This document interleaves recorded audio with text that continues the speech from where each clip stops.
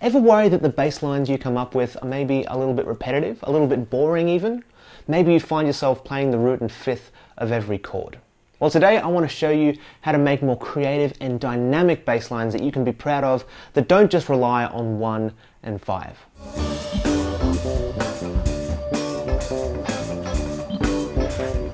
Hi, I'm Luke from Become a Bassist, and welcome to lesson 7 of this series all about creating bass lines from scratch. If this is the first one you're seeing, that's great, welcome. I definitely recommend you check out some of the earlier lessons as well. It'll be well worth it. Now, it is normal to want to inject your own personality, your own creativity into your bass lines, right? Nobody wants to just play the same thing over every song, but tons of bass players struggle with this exact thing. They can get through songs, but it's a bit bland, a bit meh. If you're at this level, you probably aren't ready for blistering fills and all that stuff, but you've outgrown the absolute basics. Luckily, there's this whole massive kind of middle ground that you can explore, but it can be hard to navigate and even just to get started. So in this lesson, I want to show you 2 ways of crafting more creative, interesting lines that have a ton more personality, but are actually surprisingly easy to get your head around. The first way is to add some very simple walk-ups and walk-downs to your bass lines that just connect the roots of the chords. I've got a track here that's just C, G, A minor, and F. It sounds like this. Where are we at?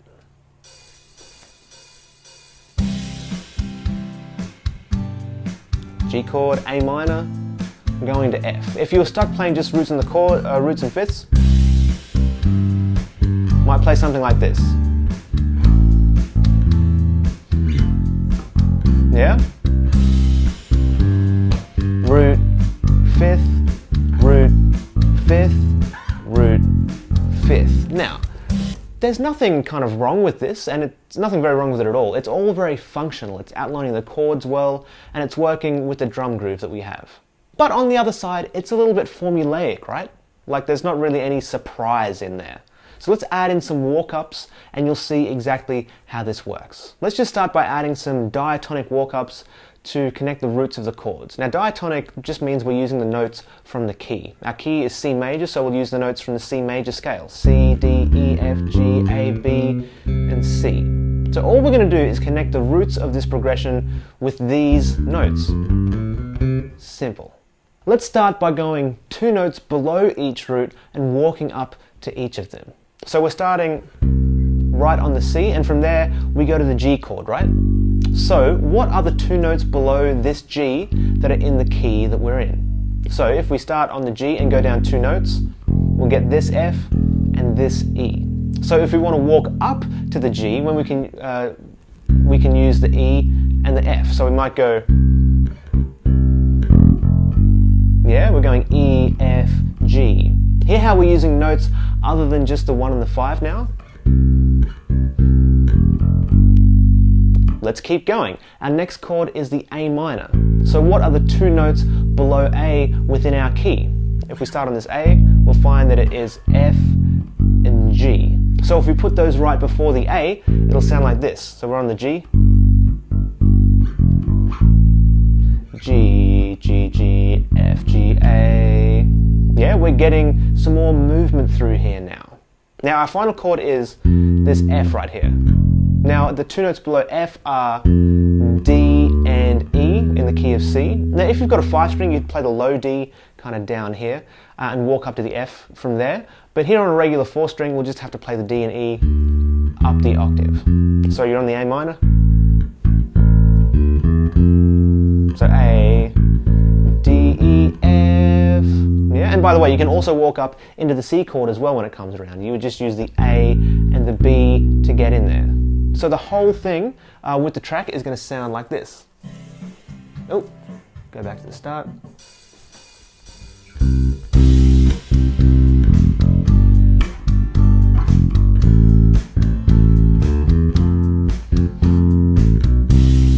Walk up into the G, walk up into the A, walk up into the F, and the C. Much more movement, we've got more notes, and it's a more interesting line as well. Just by using a simple idea like this. By the way, this isn't just some kind of isolated academic exercise, this is something that real bass players use all the time. For a great example, check out Duff McKagan playing on the Guns N' Roses version of Knockin' on Heaven's Door. The chords in that song are G, going to D, and going to C. And Duff, what does he play? He plays this. From the G to the D chord, he walks into it just like that. Sound familiar? It's exactly what we just talked about. Now, I rate Duff as probably one of the most melodic rock players around, so it's no surprise that he uses this kind of idea to inject his creativity into the lines he writes. But he's just one example. There are tons more. You can also do the same thing walking down into the roots. It'll feel a bit different, but it works in the exact same way, just in reverse. That'll work like this. So again, we're going to be starting on the C, and then when we go to the G chord, we'll play the two notes above this G. So that'll be this A and this B. So we're going to start on the C, walk down into the G. When we go to the A minor chord, we'll play the two notes above it, C and B. So we'll go C, B, A. Yeah, the F chord is going to have A and G above it, A, G, F. And then finally, when we go back to the C, we can fall into it through the E and D above it. And with the track, that'll sort of sound like this.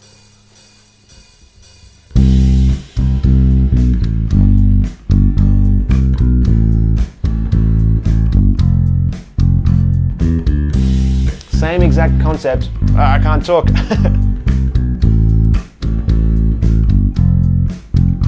Just in reverse.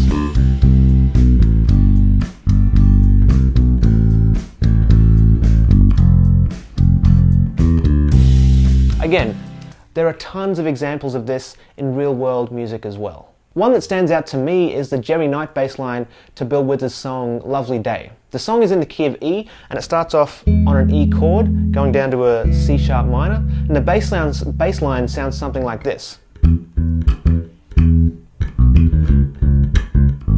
Yeah, did you hear it? It goes down straight diatonically from the E to the C sharp minor chord. Works really, really well. By walking up or down into the roots, we don't lose any of the functionality of the lines we're playing. We're still outlining the chords in an unmistakable way, but now the lines are much more dynamic. We're using notes other than the roots, and we're leading into them in a very beautiful, very melodic way. Another great way of using these walk-ups and walk-downs is by using the chromatic scale to reach each root note. This will give you notes that are outside of whatever key you're in, but when these work, they're super colourful, and in some ways even easier because you don't have to worry about which notes are kind of inside or outside the key. If we started with going chromatically up into each root, we'd get this. Starting on the C, we'd go 2 frets below the G, walk up into it. Like that. And then we do the same thing aiming for the A. For this one, we'd actually start on the G, so this one is very smooth. Yeah? And then when we go to the F, we'll start on this E flat here and walk up just like that. And then to get back to the C, we'll walk up from this B flat, just 2 frets below the C. Yeah, now with the track, it's going to sound like this.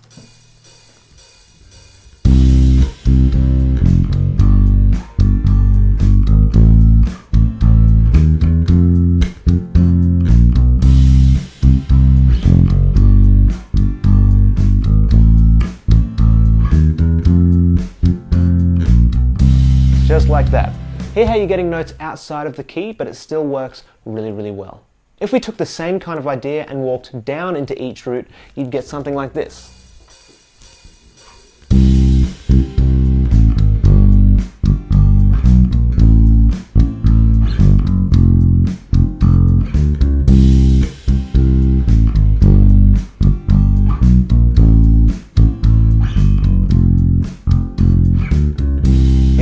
This one probably works a little bit better than walking up chromatically, but both are really good options. By the way, you don't always have to walk up using just 2 notes. You can use 1, you can use 3, you can use whatever you want, as long as the bass line is working for the music and not against it. And if that's happening, you'll be fine.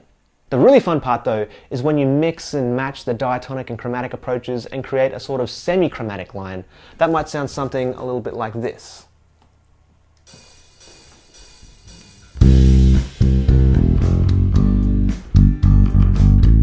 Ah, that was a bit dodgy.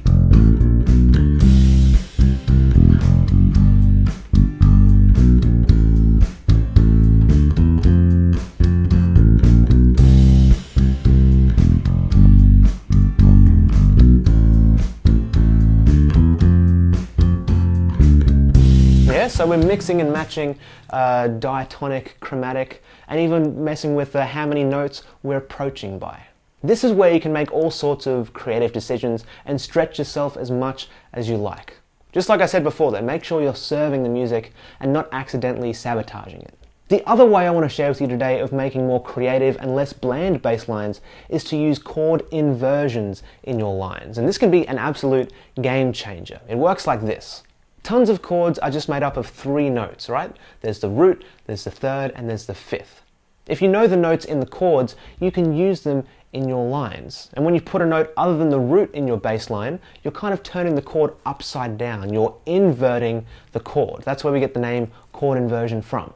If we look at all the notes in the chords from this progression, we'll get all this. C, E, and G on the C chord, G, B, and D on the G chord, A, C, and E on the A minor chord, and of course F, A, and C on the F chord. So if we were playing this progression starting on the C, and then we've got to get to the G chord, we've actually got options other than just playing the G. We also have the D and the B because they're part of the G chord, our next chord. And both of those notes, by the way, are right next to our C on our bass. Yeah, so this stepwise motion in the bass line will make it super smooth when we play it. So let's give that a try now. Let's try using the B over the G chord. So we're going to start on the C. Now check this out, we're on the B over the G chord and our next chord is an A minor. We're just one step down for a super smooth line that connects all the chords. So we get this.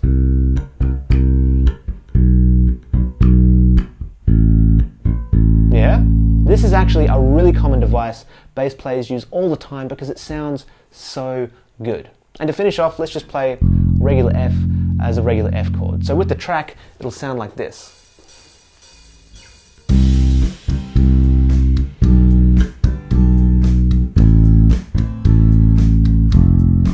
Something like that. G over the B, so smooth. Something like that. Makes sense, right? Now this is just using one chord inversion. If you wanted to get really adventurous, you could play around with inversions of the other chords, or even all the chords. You do have to be a little bit careful with this approach though.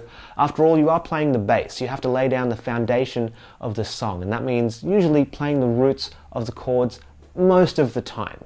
However, if you're getting towards the end of a song and the chords and the harmony has already been well established, you've probably got a little bit more room to play with these kinds of ideas. But that's how it works. For a real-world example of this, check out Breakfast at Tiffany's by Deep Blue Something, classic 90s track. In it, the chords are D, G, and A.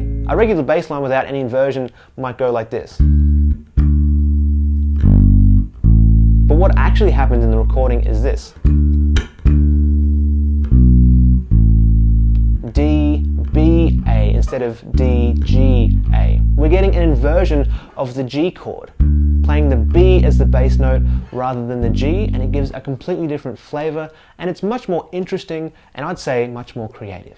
How you apply each of these methods is up to you. There's a ton of flexibility here. If you prefer the relative safety of only using notes from the key, then you can lean on the kind of diatonic walk-ups and walk-downs. If you want to stretch yourself a little bit more, you can try the chromatic approach or using the chord inversion method. And if you're really adventurous, you can play around with mixing and combining all these different approaches in these 2 methods. Once again, these aren't rules that need to be followed at all. They're just different frameworks you can use to spice up your bass lines, break away from playing just roots and fifths, and start making your bass lines your own. When you do make your own bass line though, how are you supposed to know if it's good? Or when it's finished for that matter? To help you answer those questions, I've put together almost like a little quiz that you can use anytime you're creating your own bass line. It's called the Bass Lines from Scratch Checklist, and it's totally free, just a gift from me to you.